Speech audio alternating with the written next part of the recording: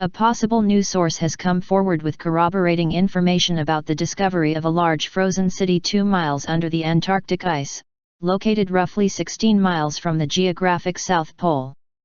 The breakthrough to the city occurred in August 2016, according to this latest source, and it was visited a few months later by VIPs such as John Kerry and Buzz Aldrin.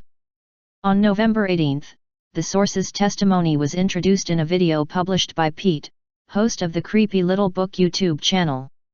He says that he decided to go forward in releasing the information since he had found a new source 5 days ago who had corroborated information gleaned from previous sources about events in Antarctica.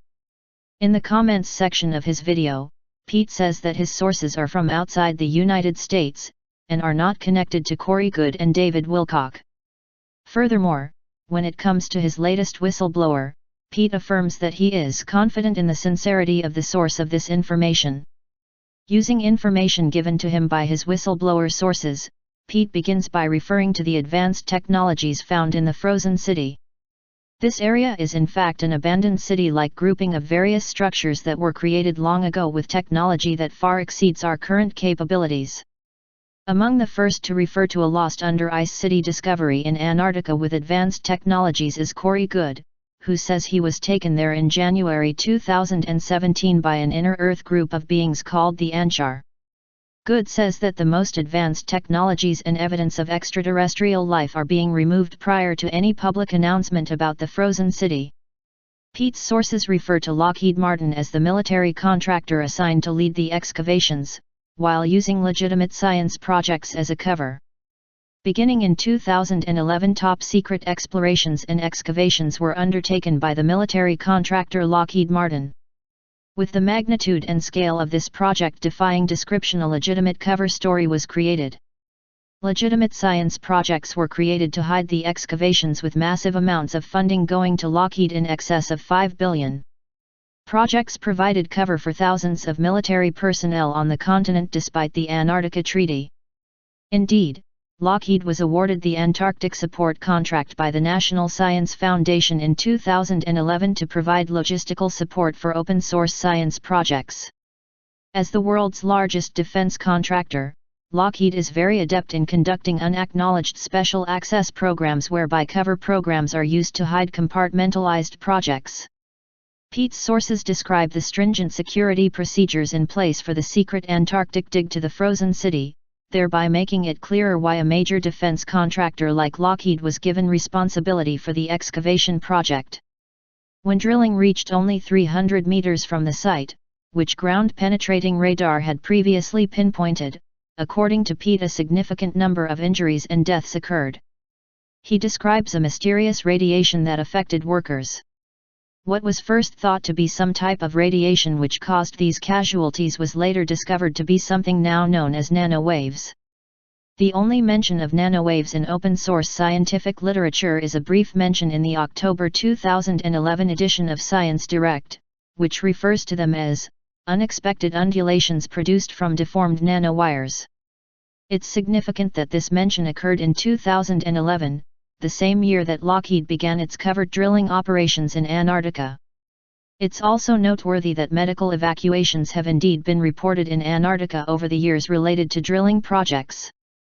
The earliest report dates back to June 2001, when up to 12 Raytheon employees were medically evacuated during a covert digging operation down to Lake Vostok, according to veteran researchers Richard Hoagland and Mike Barra. OHM's special project has, against all scientific and environmental prudence, indeed drilled through the ice into the Lake Vostok ecosystem, clandestinely, of course. And, the participants have suddenly found themselves exposed to something for which their bodies literally have no immunity, something not extant in the rest of Earth's biosphere for between 13,000 and several million years. After the initial reports of 4 emergency extractions, the number changed to 5, and now 12 McMurdo personnel are supposedly in need of a dangerous, emergency medical evacuation well into the Antarctic winter season. In June 2016, a National Science Foundation press release says that a Lockheed employee was medically evacuated in the midst of the Antarctic winter. While the plane used was quite small, it's possible that this was used as a cover for a larger evacuation process then underway.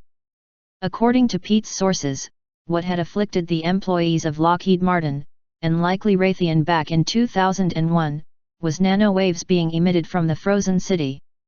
This led to major setbacks that proved to be very expensive for Lockheed. This setback nearly bankrupted the project with cost overruns and safety issues that would have put Lockheed out of business. The financial burden for said cost overruns had to be shifted to the U.S. taxpayer. Due to the amount of people involved, Lockheed couldn't just pull out of the project, which led to the creation of the Lockheed subsidiary Leidos, who was shoehorned into the project in 2015. Lockheed was saved from financial collapse by shifting operations and all top-level personnel to Leidos, who received a $5 billion contract to take over from Lockheed, who still remains involved in a diminished capacity. Such massive funding would explain how Leidos, formerly Science Applications International Corporation, was able to purchase Lockheed's division dealing with Antarctica for $5 billion, as reported by the mainstream media. Next, Pete's sources refer to a no-fly zone over the dig site, which is located 14 miles from the geographic South Pole. This is significant since Brian, a former Navy flight engineer, reports a no-fly zone over a site near the geographic South Pole during a medevac mission back in the 1985-1986 Antarctic summer season. Another unique issue with South Pole Station is that our aircraft was not allowed to fly over a certain area designated 5 miles from the Amundsen-Scott station. The only thing we saw going over this camp was a very large hole going into the ice. You could fly one of our LC-130 into this thing. It was after this medevac mission where we were briefed by some spooks, intelligence agents I presumed, from Washington, D.C. and told not to speak of the area we overflew.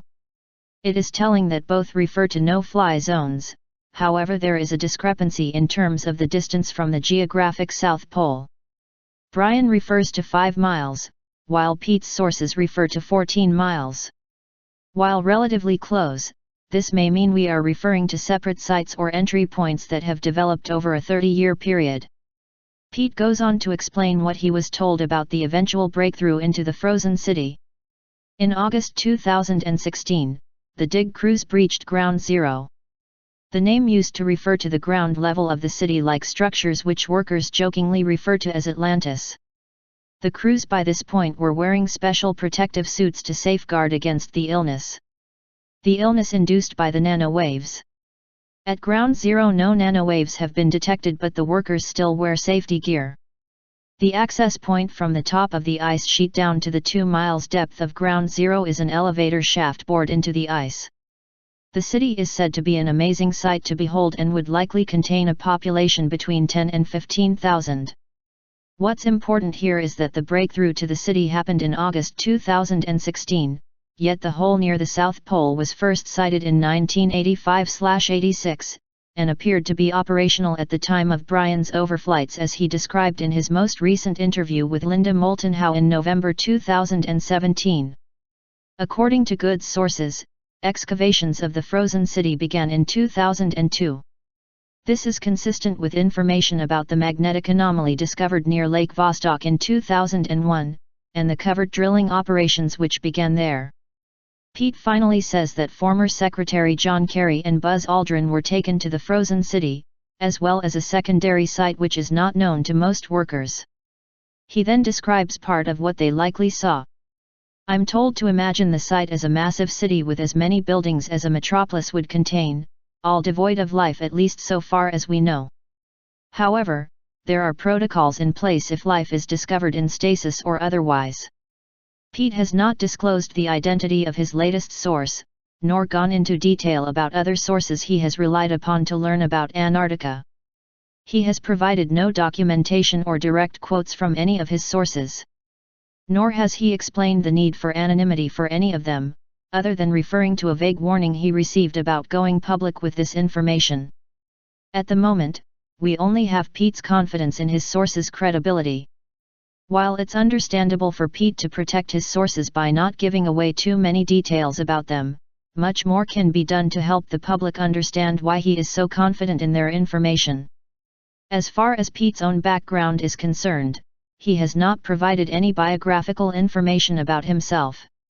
While he comes across in his videos as articulate and analytical, more can be done to present information that affirms his ability to vet confidential sources on a sensitive topic such as Antarctica. The sale of the Lockheed division handling the Antarctic support contract to Leidos in 2015/2016 does explain what appeared to be a puzzling corporate decision at the time. Pete's sources provided him a compelling explanation for why this occurred. Also, the reports of recent medical evacuations due to a mystery illness is consistent with earlier reports of a dig near Lake Vostok, which might be another buried city, or a related outpost that also involved medical evacuations. There are some important differences as to when the breakthrough actually happened and excavations began of the frozen city. Good suggested that this happened in 2002, while Pete's sources say 2016. It's possible that what Pete's sources are describing is the sanitized version of what Good says he saw in early 2017, the excavations of which began in 2002. Indeed, Good warned that an effort would be made to manipulate scientists conducting excavations by removing evidence of extraterrestrial life and advanced technologies, and instead planting evidence from other archaeological sites in an attempt to confuse. Now, another interesting note. We do have these archaeologists and employees of various universities that are down there excavating and documenting all of this, but what they have done, they being the cabal, I guess you'll say, they have used these large electromagnetic submarines that I discussed earlier to take a lot of archaeological items that they had found in other digs that they were keeping suppressed from humanity. They had them in huge warehouses. They were taking some of these artifacts down to Antarctica and seeding them. And this one large dig that these archaeologists are going to make public. They are also removing any body that does not look human. And a lot of the human bodies, they don't look like they were slaves. They have tunics that have gold thread weaved in the tunics. They look royal. So they're planning on giving us a sanitized disclosure. On the other hand, Pete suggests that there is a lot of disinformation out there on Antarctica, without explicitly referring to Good and Wilcock. The implication is clear, however, since they have been most responsible for disseminating information about secret excavations in Antarctica over the last year. Pete's reference to the discovery of an obelisk with Roman numerals in it at the Antarctica excavation site is a red flag and appears to be an example of the kind of manipulation Good was warning against. One or more of Pete's sources therefore appears suspect either by having fallen for the manipulation, or being complicit in putting out disinformation. Only by learning more details about Pete's sources can we gain greater clarity about what he was told, and whether there is an attempt to manage public perceptions about Antarctica by manipulating archaeological evidence currently being excavated there in a sanitized disclosure initiative. I have attempted to communicate with Pete and hope to learn more about his sources and evaluate their importance for understanding current operations in Antarctica. Based on the consistency in information he has presented with what I have independently found, there is cause for cautious optimism in the emergence of a possible new source of information about the impending disclosure of an ancient city discovered under 2 miles of ice.